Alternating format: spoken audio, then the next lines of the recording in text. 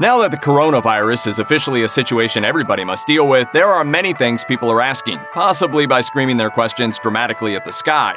Such as, how can you avoid getting COVID-19? How deadly is it? And what is the virus doing to your poor cats and dogs?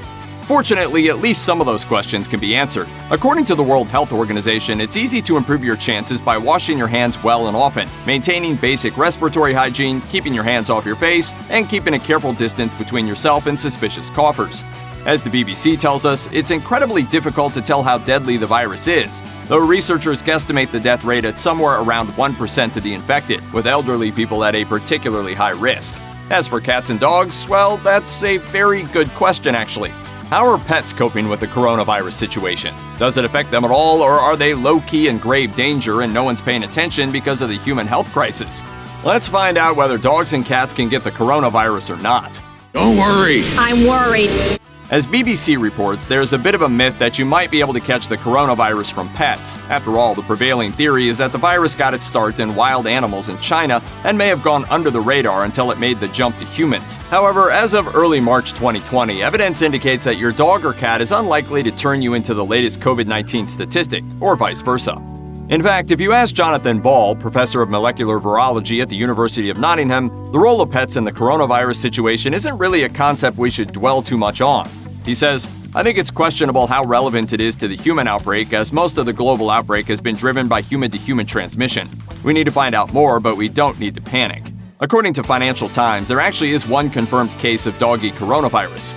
The fuzzy patient is a Pomeranian from Hong Kong who was only mildly infected and showed no signs of the illness. However, it was infected, which seems worrisome enough. Fortunately, the poor Pom doesn't really affect scientists' confidence that dogs are unlikely to become a vector for the coronavirus. According to the World Organization for Animal Health, to date, there is no evidence that companion animals can spread the disease. They also note that the Hong Kong dog was actually exposed to its coronavirus-infected owners, not the other way around. Virologist Ian McKay of the University of Queensland agrees that the virus is far more likely to spread from people to pets, and that the odds for transmission from dog to human is quite small. As for cats, ABC News explains that they also believe cats can't pass on the virus, though they can also test positive for low levels of coronavirus, courtesy of their owners.